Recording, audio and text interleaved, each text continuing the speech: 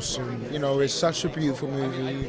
I think we're really proud of the work that we put into it. So to be able to celebrate in gorgeous San Diego at awesome SonderCon and now Comic-Con, it's really cool. Well, I think he's definitely looking for something. He's kind of in search of something more, and I think in life we're all kind of doing that, you know, searching for something that's kind of outside of ourselves. And I think Pete, my character, really is looking for that. Yeah. You know, look, I got to be honest. It was the perk of the job for me. It was being able to immerse yourself in something and not have to, you we do enough acting. We don't need to act more. So yeah, we walked about 15 miles a day. You know, a minimum was 8 and maximum I think was 22.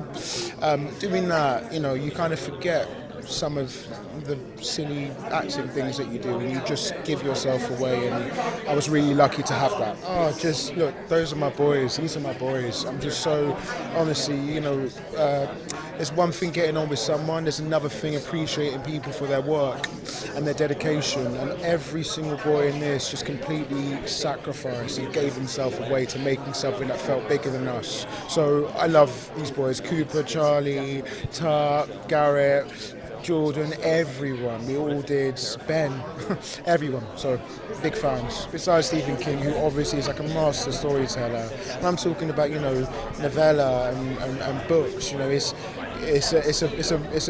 got such craft to him, and his films are like cinematic history. So to be part of one of those is amazing. But also Francis Lawrence and lovely JT, who's sat next to me now. You know, it's a community of making something that feels really special. So I'm honoured to be a part of it. Perfect. I'm going to pop in for a full line. That's great.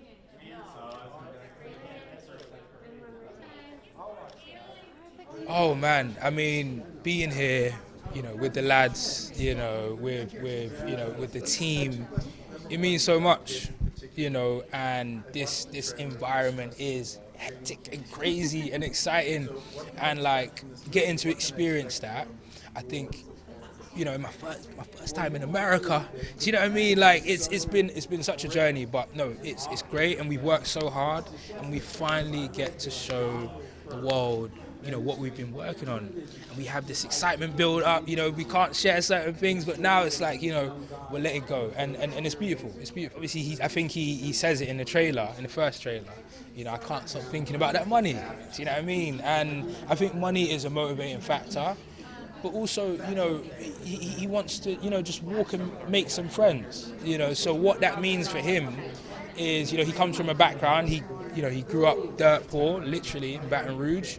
And he's just a country boy that's trying to, you know, figure things out, and they're also young, you know, so even I personally, and they might not agree with me, you know, and I had this conversation with Francis, but I don't know if they willingly signed up. Obviously the premise is they did, but when you're socially conditioned to look at this, you know, the long walk as something, you know that they do every year, and it's patriotic and everything, is that really a choice? You know, you're conditioned to do that. So I think there's a lot of reasons, but for Baker, it's, you know, to make some friends, and also the money, you know, the motivation is, you know, financial freedom. That's the dilemma, right? You can't imagine yourself because you're outside of it. But in a world like, you know, Stephen King's A Long Walk world, you know, you don't, do we really have a choice? I don't think we do, you know, so, yeah. I mean, it's Stephen King. Do you know what I mean? It's Stephen King. But this story in particular spoke to me because I look at, when I first read the script, I was like to myself, okay, what am I feeling?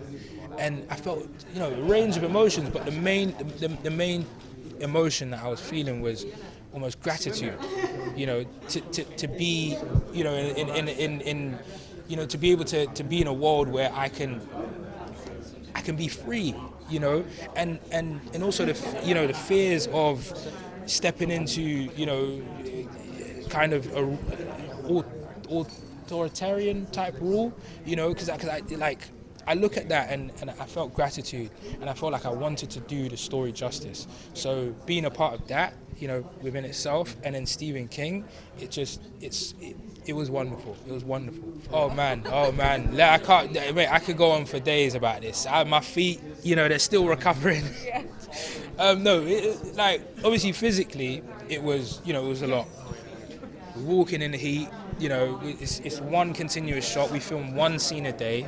You know, if you know the sun is off by an inch, you know, it's not going to work because continuity and everything. But it's also like the mental side that was, you know, that you know, we had to kind of dig in and lean on each other, and that's why I'm so glad that, you know, the lads, everybody, Francis, you know, JT, always on set with us every day. You know, it's very rare, and just having that emotional support, I'm forever grateful, and it allowed us to be in our creative, you know, element in a way.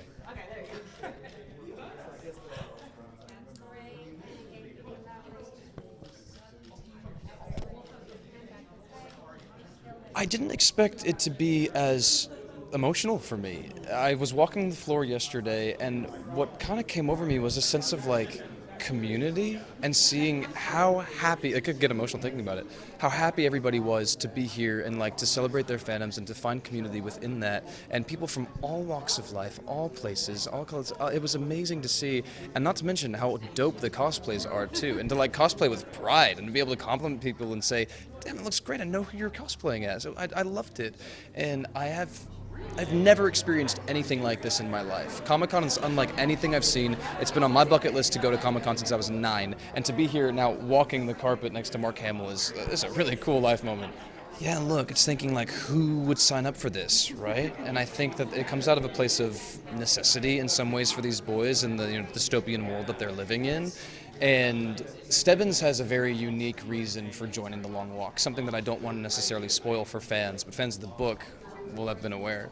And I think it's a very dynamic thing to watch Stubbins' performance and like his motivation change from the beginning of this walk then towards the end. Of course, you've seen the film.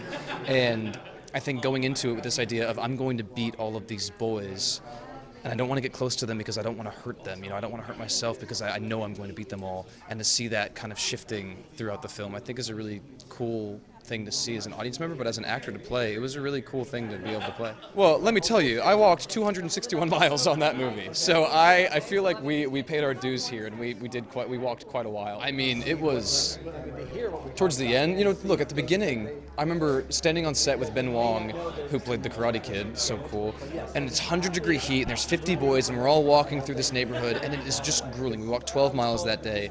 And I remember after our first take, Ben turned to me and he goes, what on earth did we get ourselves into? And so it was hard at the beginning because, you know, you're breaking your feet and you're getting these blisters going and you break these shoes in, but then towards the end of the production, I felt like I could walk forever. You know, in some ways I feel like we're trauma bonded because of this experience that we had, and to wake up every day, some days our call time would be 3 in the morning, right? And to wake up at 3 in the morning and know that we've got a long walk ahead of us and to be there together, I think built a lot of team spirit amongst these boys, and I'm so grateful for the time that we shared together because I really do care for them and I really respect these boys. I mean, Stephen King is a legend, right? We all know The Shining, we all know Carrie, we all know Misery, like Stand By Me, The Green Mile. He is a legend. He's a living legend. And to be able to bring an iconic Stephen King character to life in his lifetime is one of the greatest honors of my life. Not only to mention like a fan favorite character as Stubbins, you know. He had to approve all of our castings, and so to know that he gave his blessing to be able to, for me to play Stubbins was really meaningful to me. Hunger Games is what made me want to become an actor. I was a young kid, and we're watching it in my small town in Texas, and I saw this on the big screen. I said, I want to do this, you know? And so full circle moment 12 years later to be able to be working with the creator and the filmmaker behind the Hunger Games was so meaningful. And I tried to not get in my head about it, you know. I tried to not psych myself out for this audition, but I understood, you know, the gravitas that he carries, that Francis carries, and it does not pass me by. I am grateful for it every day to have worked with him. JT, who's standing right there, talented man. He wrote Strange Darling. He directed Strange Darling. His adaptation of our book is so expert. I love you, JT. Is so expert, and he elevated this source material that Stephen King wrote, and has gifted fans a new alternate world that's still the same font, and like you have new fresh ideas in it, and I think he did an amazing job at creating this. And of course Roy, who's standing right there, producer of the Minecraft movie. I mean, it's an honor.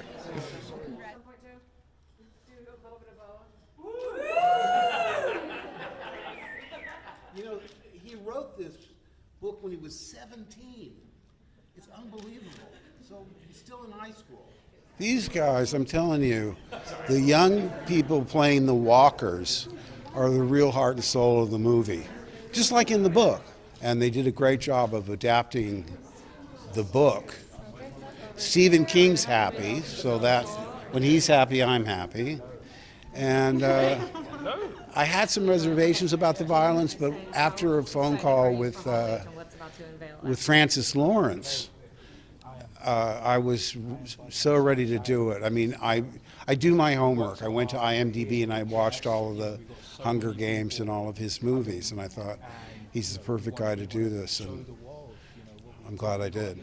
Well, it's this weird sort of retro, futuristic, dystopian society where the government sponsors these things. I'm the nominal antagonist, but the state is really the antagonist. I don't know. I mean, you just have to accept the premise. It's bonkers. But like I say, it's all a way to draw you into what happens when they actually are on the long walk, which is interesting because when I filmed it, you know, I wasn't around when they were doing all these things.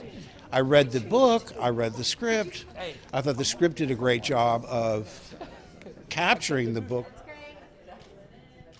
Can I see your shirt one more time? This is open. So good. Excellent. He has such a great way of depicting human interaction. And The Life of Chuck and Long Walk couldn't be more different. He's much more versatile. I mean, because when people say Stephen King, they think of horror and the supernatural. And of course, in both Chuck and Long Walk, there are no supernatural elements whatsoever. He's just great, just a great writer.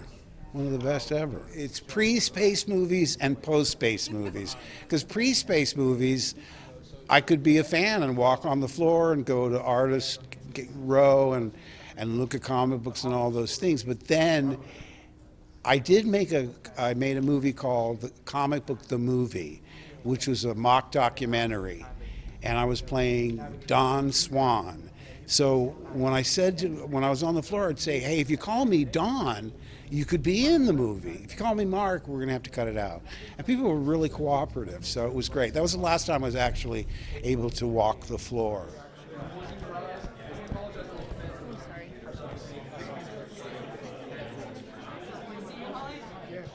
It's an honor. It's my first time at Comic-Con. I've always wanted to be here, but it was kind of like the same feeling I had about the Sundance Film Festival. I never wanted to go till I had a movie. So the fact that we were invited here, and I get to see the cast again, I only wish Francis Lawrence was with us, but other than that, it's been really exciting because I haven't seen these guys in a year.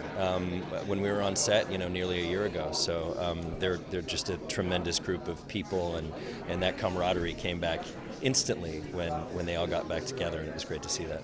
Yeah, I revere Stephen King, so I think that I'm a filmmaker, so I have an understanding of what I think works on screen as opposed to what can work in a book, and sometimes they are the same and sometimes they're not, and so I felt like I was the guy for the job because I love Stephen King, and I wanted to keep the DNA of his original story, and I wanted his themes to be ever present in the movie, but I also wanted to shape it into this under 2-hour experience, and I think we did a pretty good job, and I'm hoping the world feels the same way.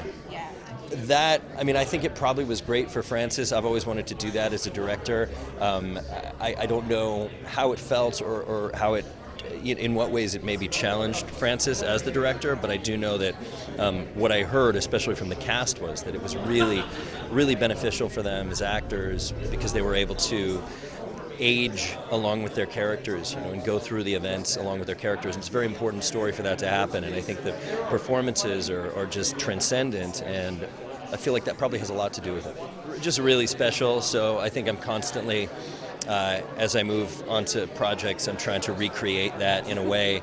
And I'm also, I learned a lot from Francis. He's been directing movies for a long time. He's directed some really, really good ones, so to be able to watch him work, to be able to have conversations with him, to learn from him, the way his set works like a well-oiled machine. He works with this great line producer named Mika and his cinematographer Yo.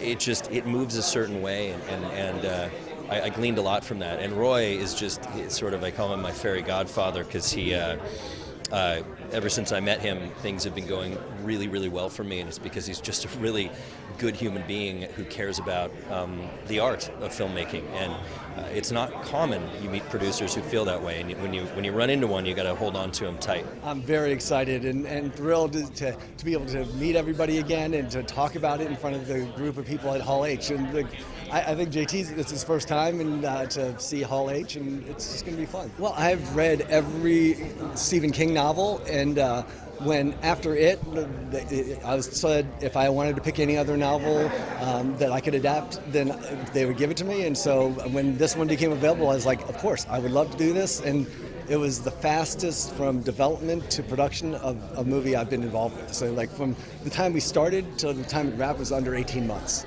Well, it was definitely something where the emotional drain and the what they did on their bodies was apparent on the film during the filming of it, because they were getting skinnier, they were just getting tired, and it was something that I guess none of us were used to shooting, because we've always done things according to like whatever fits the schedule, as opposed to just shooting it as a straight movie. All became friends. I mean, it was great to seeing them from the start, where they were just getting to know each other, didn't know the acting styles of each other, but by the end they were all buddies, and you could tell that they're going to be buddies for life.